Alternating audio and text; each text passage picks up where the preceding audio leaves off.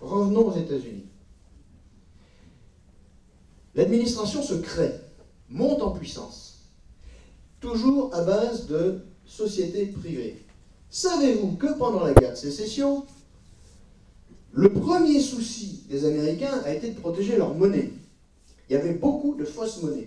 Alors il y avait des billets copiés, et il y avait des billets qui étaient émis sans raison, parce qu'à l'époque, la monnaie n'était pas unie aux États-Unis. On savait que la monnaie s'appelait le dollar, mais chaque banque d'État pouvait imprimer, en avertissant le département du Trésor, pouvait imprimer un certain nombre de billets, sous réserve que dans la banque, il y ait la quantité d'or qui va avec. Donc il y avait des billets de 3 $, il y avait des billets de 6 $, parce que ça correspondait à des prix courants. Les billets à valeur à peu près unifiée, ils n'avaient pas forcément le même dessin. Donc vous imaginez le nombre de faux monnayés. Donc un service chargé de surveiller la fausse monnaie se crée. D'abord, on commence par utiliser une société privée, l'agence Pinkerton. Ensuite, on met sur pied quand même un système fédéral qui s'appelle le Secret Service, le service secret. Ce service secret évolue de mission en mission, et à l'époque actuelle, il est chargé toujours de la lutte contre la fausse monnaie, contre les faux bons du Trésor. C'est un service du département du Trésor. C'est lui qui a fait arrêter Al Capone. C'est pas le FBI, contrairement à ce que vous raconte le film Les Incorruptibles. C'est le service secret. Et sa mission, depuis les années 1900, le début des années 1900, c'est aussi d'assurer la protection du président des États-Unis. Donc le détachement de protection du président de la République était fourni par le département du Trésor. Le pognon, vous voyez? In God we trust, nous croyons en Dieu, écrivent-ils sur leurs billets. Vous voyez donc que dans la construction des États-Unis, un phénomène extrêmement important, la privatisation, l'argent au centre. Il y a un autre point qui montre que les États-Unis sont construits à l'envers de nous, quel que soit le régime politique dans lequel vivent nos pays. Il est le fruit de l'évolution au moins de plusieurs siècles, quand ce n'est pas de plusieurs millénaires. Pour les États-Unis, c'est l'inverse. Ils partent d'une constitution qui dérive des principes du siècle des Lumières européens, d'Europe de l'Ouest. Cette constitution n'a pas changé. Nous, on en est à la 5e République. On a même eu des retours à l'Empire, des retours à la monarchie. On change de constitution tout le temps. Eux, non. Ils ont eu quelques amendements à cette constitution pour préciser, au fur et à mesure de l'évolution de la vie moderne, un certain nombre de points fondamentaux. Et en partant de cette constitution, qui ne dérive pas d'une histoire, ils se sont construits un devenir. Alors maintenant, ils ont l'impression d'avoir une histoire. Ah ouais? Oui, ça fait maintenant plus de 200 ans, hein. Ça fait 250 ans que ça traîne. Et il y a des armes historiques chez eux, hein. Il y a des carabines long rifle du Kentucky, mais enfin, pour nous, c'est de l'armement moderne, hein. Une arme historique, chez nous, c'est une vieille arbalète, c'est une vieille épée des croisades. Mais c'est bon. Vous voyez, la notion n'est pas la même. Et nos camarades britanniques, qui ne sont pas toujours du côté des Anglais, comme je l'explique dans un crime de guerre à l'OTAN, on a fait des trucs intéressants avec les Britanniques contre la CIA. Nos camarades britanniques sont séparés de nos camarades américains par un langage commun. Pas de moi, c'est George Bernard Shaw. Et ils disent aux Américains, nous avons des traditions. Vous avez des procédures. Nous avons une histoire. Vous essayez d'en inventer une. Ah, il y a quand même les Américains riches qui ont été jusqu'à acheter des châteaux en Écosse, les démonter et les transporter par bateau jusqu'aux États-Unis. Ah, l'exemple a existé. Bon. Alors, voyez où on en est. Alors, maintenant, on va voir comment évolue cette affaire. Avec la guerre de 14, il y a un premier tournant. De 1917 à 1918, les boys américains débarquent et s'installent au contact des Anglais et surtout des Français. Et j'ai à la maison une lettre du général américain. Cette lettre est écrite en français au maréchal Joffre. Ça a bien changé. Et là, que font les Américains? Les Américains découvrent la guerre moderne. Nous, on a commencé la guerre de 14 par une des dernières guerres du 19e siècle. Et on termine la guerre de 14 en 1919, parce que la paix est signée en 19, on dit la guerre de 14-18, mais la paix est signée en 19. On termine donc avec la première guerre du 20e siècle. On est passé des charges à pied casoar sur le casque du lieutenant Alarméus, au sabre, au déboulé de char, sous la couverture d'avions, avec la téléphonie, le guidage d'artillerie à 20 km parce qu'on avait appris à tirer au-delà de l'horizon, tout ceci en 4 ans de guerre. Les Américains, ils étaient avec nous les 2 dernières années de la guerre, enfin 18 derniers mois de la guerre, ils en ont tiré des enseignements, car l'Américain tire toujours des enseignements. Lessons learned. Quand il y a une merde qui arrive, on en tire des enseignements. Quand il y a un truc bien qui arrive, on en tire des enseignements pour que ce soit encore mieux la prochaine fois. Et dans l'entre-deux-guerres, pendant que nos états-majors s'entraînaient à refaire la fin de la Première Guerre mondiale, les Américains s'entraînaient à faire la prochaine guerre. Dans le même temps, au plan politique, le président Wilson, tout le monde connaît sa déclaration sur le droit des peuples à disposer d'eux-mêmes, mais personne ne fait attention à une autre déclaration.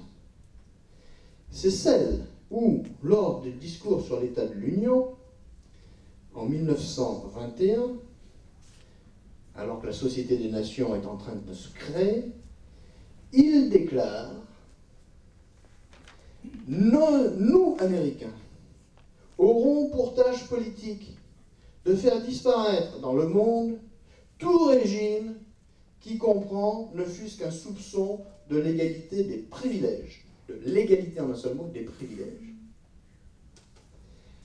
Il est bien évident qu'on est lié directement à la fin de l'Empire chinois. Souvenons-nous comment les Américains ont pris le contrôle de l'instruction de Puyi, le dernier empereur, pour en faire ensuite une espèce de fantôme que plus personne ne voyait. Il y avait une vie interne du palais, mais la révolution extérieure faisait que l'Empire n'existait plus.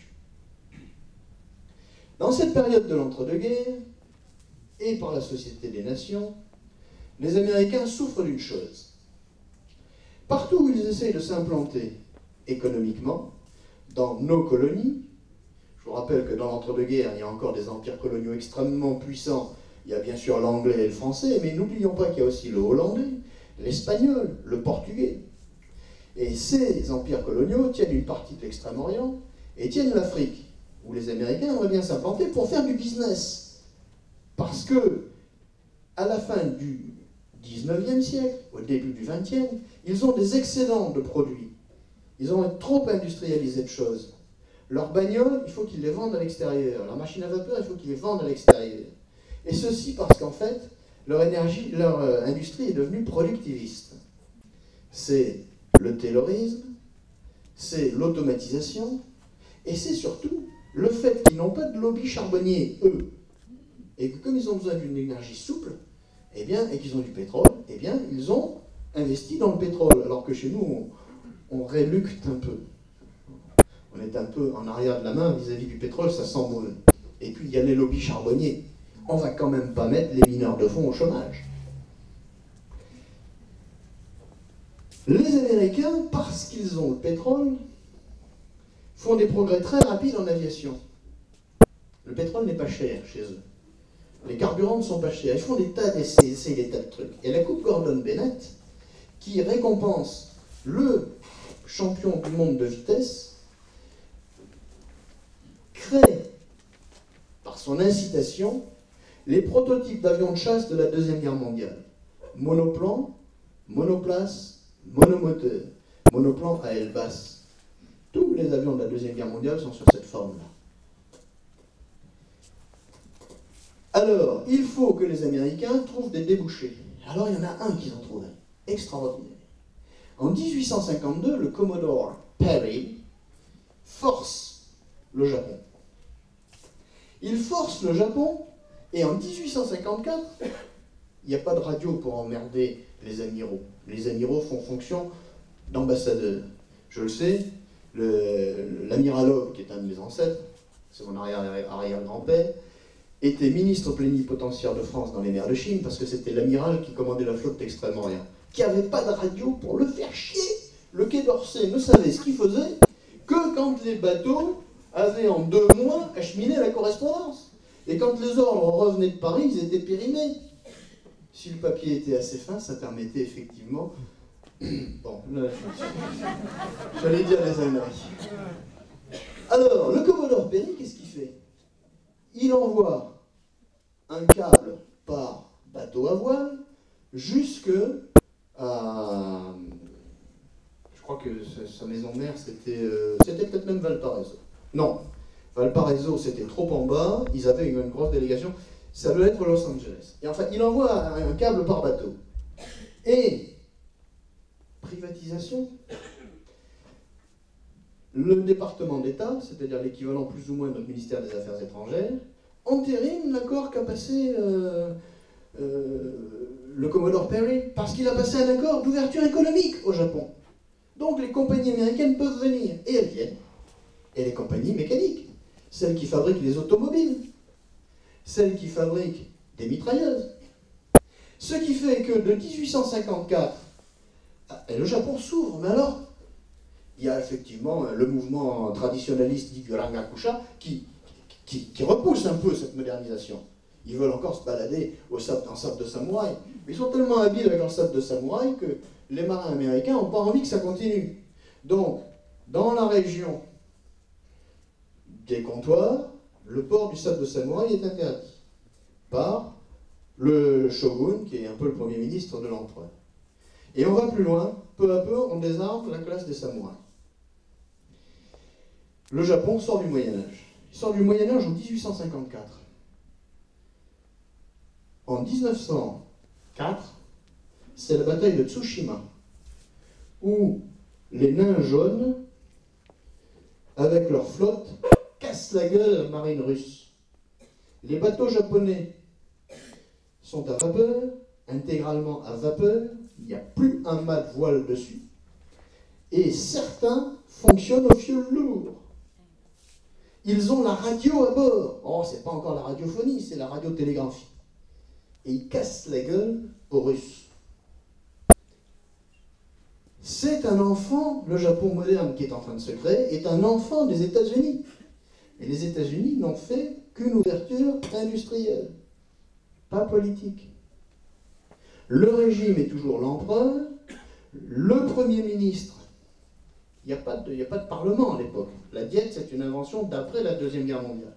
Le Premier ministre est un quasi-shogun. Et ce Japon, très militariste, est une création américaine. Le fusil japonais Arizaka Sanpachi Shiki, qui est un fusil qui date de 1938, est une amélioration du fusil Mauser. Et il faut attendre la fin de la Deuxième Guerre mondiale pour qu'il soit dépassé par les fusils semi-automatiques américains et allemands, mais qui n'interviennent pas sur ce théâtre-là.